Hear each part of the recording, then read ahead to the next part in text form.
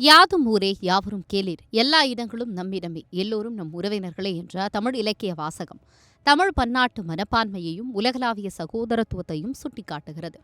ஆனால் இந்த வாசகமானது உணர்வுபூர்வமாக தமிழர்களிடையே காணப்படுகிறதா என்பது கேள்விக்குறிதான். தமிழகமானது தொழில், ஏற்றுமதி மற்றும் வர்த்தகம், பொருளாதார வளர்ச்சி மற்றும் சமூக முன்னேற்றம், தனித்துவமான கலாச்சார பாரம்பரியம், கல்வியில் சிறந்த மாநிலம் என சிறப்பாய் வளர்ந்து வரும் அதே சமயத்தில் சாதி என்னும் கலையும் தமிழர்களிடையே அதிகமாய் வளர்ந்து வருகிறது என்பதுதான் உண்மை. மதுரையை சேர்ந்த எவிடன்ஸ் என்ற உரிமை அமைப்பு வெளியிட்ட தரவுகளின்படி தமிழ்நாட்டில் கடந்த 2015 முதல் 2025 வரை தலித்துகளுக்கு எதிரான சாதி வன்முறை வழக்குகளில் வெறும் 3.6% மட்டுமே தண்டனை வழங்கப்பட்டுள்ளதாக தகவல் வெளியாகியுள்ளது. கடந்த 11 ஆண்டுகளில் பதிவான 11,117 சாதி வன்முறை வழக்குகளில் 406 வழக்குகளில் மட்டுமே குற்றவாளிகள் தண்டிக்கப்பட்டுள்ளனர்.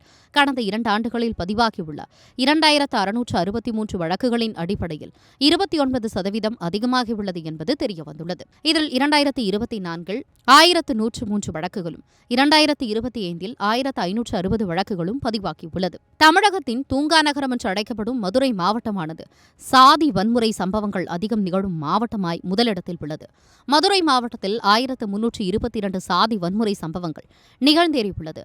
இதில் 44 வழக்குகளில் மட்டுமே குற்றவாளிகள் தண்டிக்கப்பட்டுள்ளனர். இதற்கு அடுத்தபடியாக சிவகங்கை மாவட்டம் 756 வன்முறை சம்பவங்களுடன் 2ஆம் இடத்தை பிடித்துள்ளது. விழுப்புரம் மாவட்டம் 209 வழக்குகளுடன் 3வது இடத்தை பிடித்துள்ளது. காவல் நிலையங்களில் 167 வழக்குகளும், நீதிமன்றத்தில் 3,810 வழக்குகளும் இன்னும் நிலுவையில் உள்ளது. மாநிலத்தில் சாதி வன்முறை வழக்குகளில் குற்றமற்றவர் என விடுவிக்கப்படும் விகிதம் அதிகமாக உள்ளது. இதன் மொத்த எண்ணிக்கை 3,611 எட்டியுள்ளது. இதில் மதுரை, விழுப்புரம், ராமநாதபுரம், திண்டுக்கல் மற்றும் திருச்சி மாவட்டங்களில் குற்றமற்றவர் என விடுவிக்கப்படும் விடுதலை வழக்குகள் அதிகம் காணப்படுகின்றன. மேலும் 2,249 வழக்குகள் எந்தவித விசாரணையுமின்றி பொய் என கூறி தள்ளுபடி செய்யப்பட்டுள்ளதாகவும் ஆதாரங்கள் குறிப்பிடுகின்றன.